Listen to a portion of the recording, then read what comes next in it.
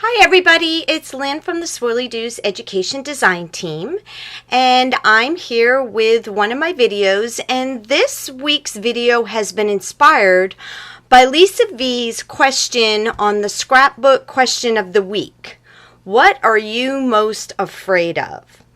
And the consensus seemed to be misting, stenciling with modeling paste or any of that type of thing, and journaling.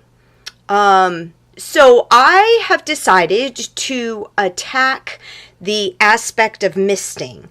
And I created this card, and I've used mist in several different ways. I've painted with them, I've sprayed with them, I've splotted with them, I've dripped with them, I've colored with them. So we're just going to kind of walk through all of this. And the disclaimer at the very beginning is misting is not an exact science. Sprayers clog, misters don't mist perfectly, they drop splatters. It is not a controlled product. So, you kind of just have to throw that aside and just accept how it falls and how it lands and enjoy the process of getting there. So let's begin this journey. So before we begin our creative journey with our card, I thought I would go over a few of this mists that I have at home. Now for the adventurous sort, there are the kinds that you can make. And this is kind of where I began, was here. And so you can have a mini mister, or there are larger misters that Ranger now makes. And depending on the size, depends on how many drops of ink you need, of re-inker ink to put in there. And then you can also augment them with perfect pearls to make various color combinations. And like I said, this is kind of how I began my misting journey. Since that point in time, Ranger has now come out with Diane's Delusions ink spray, which just is a ink color, no bling, no nothing, beautiful, wonderful stuff. Once again, it's a dye based, so therefore it is affected by water, and it is affected by the next layer of ink that you lay on top of it. Then of course there's Tattered Angels, which they have Glimmer Mist, and then they have Plain Jane, which does not have any of the bling in it. So, you know, depending on what products you have, it's all good. Then Ranger, of course, has their Perfect Pearl Mists, which is, the majority of them is just bling. Some of them do have an aspect of color to them, but for the most part, you're just going to get the shimmer when you spray with this.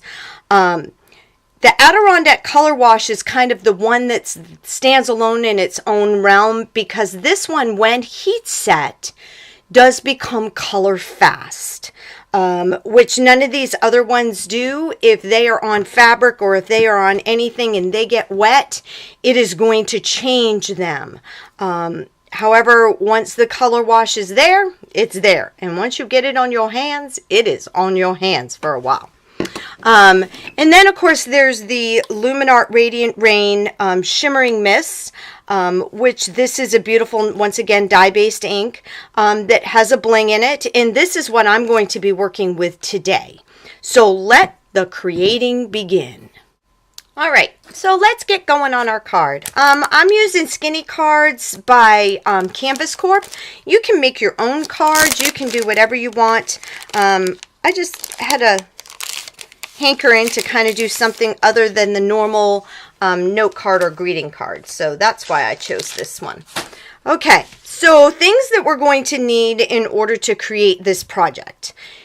Of course, you're going to need mists, a stencil or two.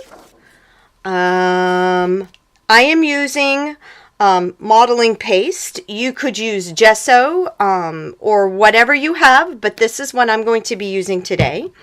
I've cut some flowers using the Tattered Floral die from dictionary paper. Then I have one that's netting. Of course, I've got my jute. Can't live without it. So let's let the process begin. So the first thing that I try, note the word try, to do before I begin my misting process, sometimes I just get all in a wad over it and just don't even think about it, is to clear my space. Now, you can tell that I'm a mister.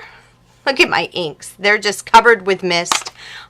Typically anything and everything that's on my work surface is covered with mist.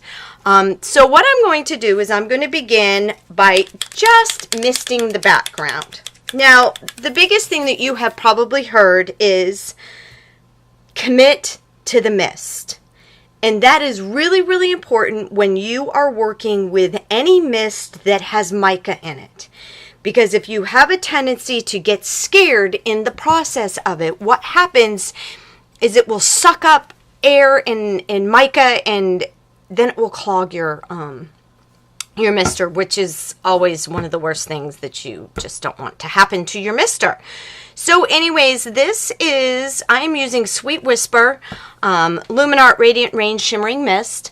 And I like to give it a first squirt over kind of on the side just to get it going. Okay. And then what I'm going to do is I'm just going to, in a fell swoop, I'm just going to cover my card. Now you can see that I kind of got strips here.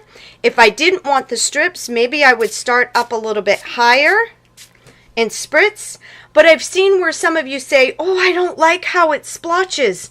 But that's part of the beauty of misting. So then even what I like to do after I get that done, so it's now nicely sprayed, can kind of dry it to set it up. And if you're a person that likes your pages to be totally flat or your cards to be totally flat, then misting might not be for you, because when you add water to paper, you are going to get movement with the paper. So you can dry this. It will kind of flatten it back out, but it's never 100% the same as when you began. You can also dry from both sides, which helps with some of that flattening process. All right, so there we have our card. Clean up the mist that's on my mat. Now, I'm one of those people that likes the splots on my card. I think it's pretty cool. So what I've done is done here is I'm just taking the cover off, and I have my mister, and I'm going to use that, and I'm just going to shake it all over my card, creating the splotty look. But I like that. So if that's not for you, you don't have to do that. But kind of with the inks, you kind of just have to embrace what it does. Now, as a point of note, depending on the paper that you're using, it will determine kind of how it takes the ink. An example being, here is a manila tag, excuse me. Okay, so if I was to take that and splot, because of the nature, because of the nature of the paper here, it has a slightly, it's a slightly more coated surface. You can see where the splotches stayed intact, as opposed to the splotches on my card here have kind of bled a little bit and are not as precise. So your paper can determine how your ink reacts. So let's just, oops, kind of have a little extra drippage here. So just for grins, let's take this and let's spray. Okay, so we have a slightly different look between the card face and the tag, just due to the nature of the paper that it's made out of. So this just kind of a little something to put into your memory banks. So here you can see the difference, exact same effect, but the difference in the subtleties. On the manila shipping tag, the splots that I flapped on there are a whole lot more subtle than they are on the canvas core paper. So seriously, the paper that you use can have a great effect on what you get for an effect. Now, I know some of you ladies are going, I don't like splatters, I don't like splotches, I don't like... You know what? I'm going to challenge you today to just step out and try this. If in the end you don't like it, that's okay. But at least you can say that you've tried it, and that's it. I kind of have a rule at the dinner table. You can't tell me you don't like it if you've never tried it before. So let's have you try this and see how it comes out. Okay, so I have a stencil. This one I made myself. So sorry, you won't be able to get this. But we got our modeling paste. And I know that I own actually two different ones. I own light modeling paste and I own regular modeling paste. So I was actually trying to figure out what the differences is between them. But we'll just play with them. Maybe I'll do the light modeling paste over on this one and the modeling, just the regular golden modeling paste on my card. Okay, so open it up. I've got my palette knife. Just dip it in here, slop out some stuff, and holding down your stencil, I'm just going to rub this over the top of the surface. It's not an exact science. Once again, we are dealing with a fluid product here. So we're going to accept how it comes out. And that's part of the beauty of working with this stuff. Okay, so I'm continuing down the stencil, trying to be careful not to lift any of it, because this is kind of a rather intricate stencil. And as a little, just as an FYI as to what I do, I just heard the water drop in it. That's why I thought about it. I have a wash tub that I put in my sink and I fill with water because I'm not a big person to stop my creative process to have to clean my stencil. So what I do is I just drop it in there. It keeps it nice and moist so that I can go back later on and to clean off the excess. Because if you don't, and I found that out from my palette knife, if you don't, then it's kind of there permanently. All right, so now I have my surface all covered. And there's a couple ways that you can do this. You can either take your palette knife and kind of tap over top of it to create little peaks, which is just going to give the modeling paste just a little bit more texture to it and a little bit more character. We're always looking for character, right? All right, and then we're going to gently peel this off of there. And there we have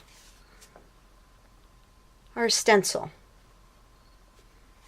Okay, so then I usually just lay this down, get as much of the modeling paste off of my palette knife, and then just gently go over the surface to kind of scrape off the excess. Got all that extra. Put that back in the jug.